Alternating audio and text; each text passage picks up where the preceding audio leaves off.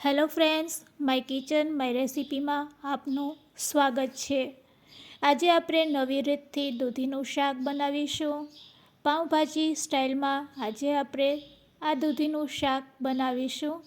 તમે ક્યારેય વિચાર્યું પણ નહીં હશે કે આ રીતથી શાક બનાવશું તો ખાવામાં એટલું ટેસ્ટી લાગશે કે બાળકો પણ હોશે ખાશે।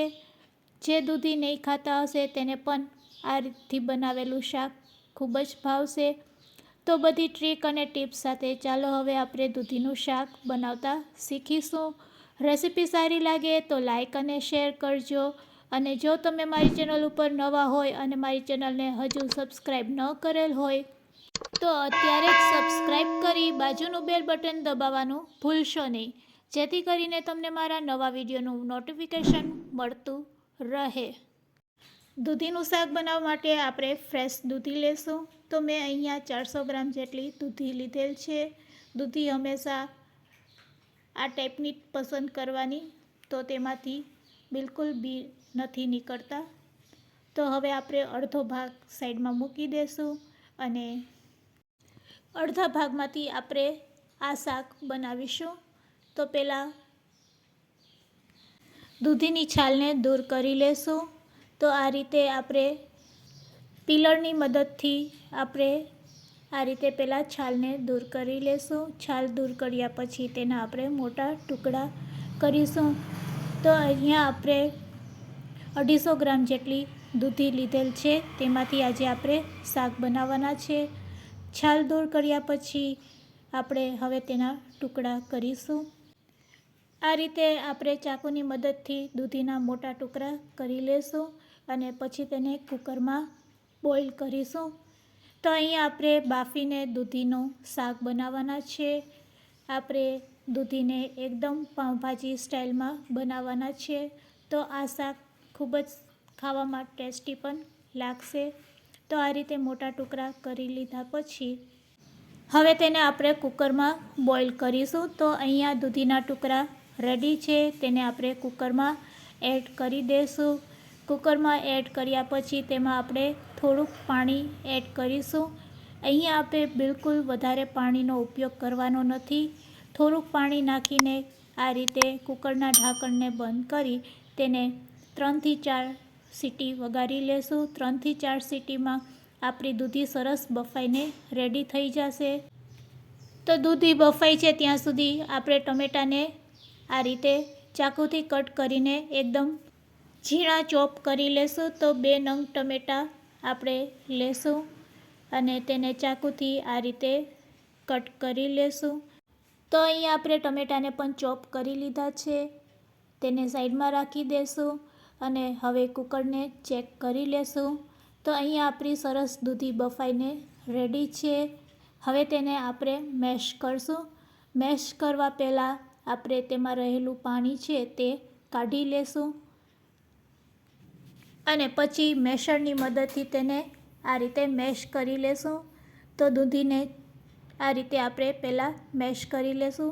તો અહીંયા સરસ દૂધીનો છુંદો રેડી છે, તેને આપણે એક પ્લેટમાં કાઢી લેશું।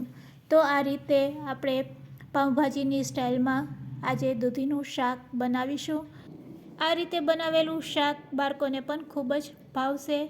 હવે આપણે જે પાણી કાઢેલ હતું તેમાં આપણે લસણની પેસ્ટ બનાવીશું।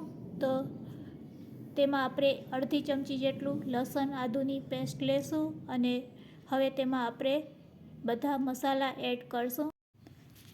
તો સૌપ્રથમ આપણે લાલ મરચું પાવડર 1 ચમચી, અડધી ચમચી ધાણા જીરું પાવડર અને ચપટી હળદર એડ કરશું અને જે દૂધીનું પાણી છે તેનાથી આપણે આ પેસ્ટ રેડી કરીશું। સારી રીતે આ રીતે મસાલાને મિક્સ કરી લેશું। બચેલા પાણીને પણ એડ કરી દઈશું। તો અહીંયા આપણો મસાલો રેડી છે। હવે આપણે ગેસની ફ્લેમ ચાલુ કરીશું અને કઢાઈમાં તેલ ગરમ કરીશું। તો 2 મોટી ચમચી જેટલું આપણે તેલ ગરમ કરીશું।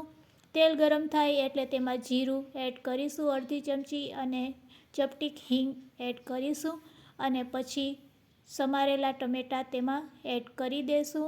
તો ટમેટાની પહેલાં આપણે ગ્રેવી બનાવીશું, એકદમ ટમેટાં સોફ્ટ થઈ જાય ત્યાં સુધી તેને હાઈ ફ્લેમ ઉપર પકાવીશું.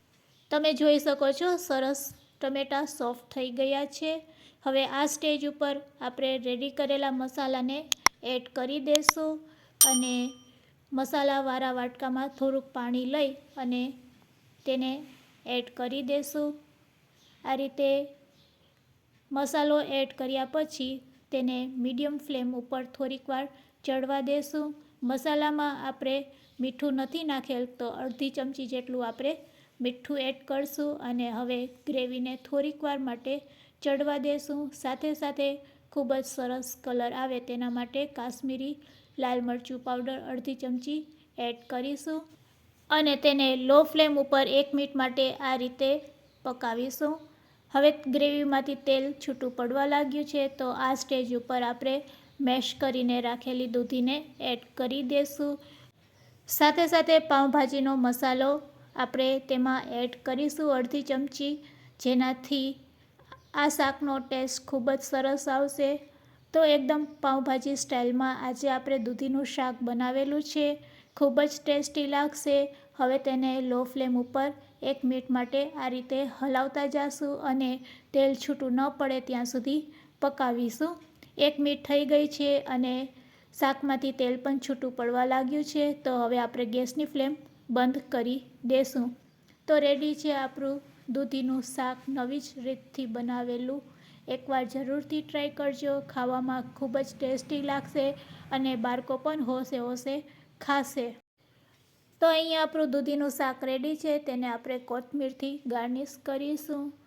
રેડી કરેલા આ શાકને હવે આપણે સર્વિંગ બોલમાં લઈ લેશું. રેડી છે ગરમા ગરમ દૂધીનું શાક. આને તમે રોટલી, પરાઠા સાથે કે પાઉં સાથે પણ ખાઈ શકો છો.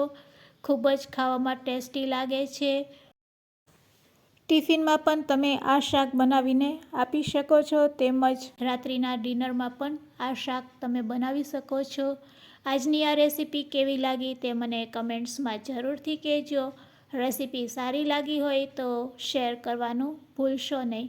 Thanks for watching.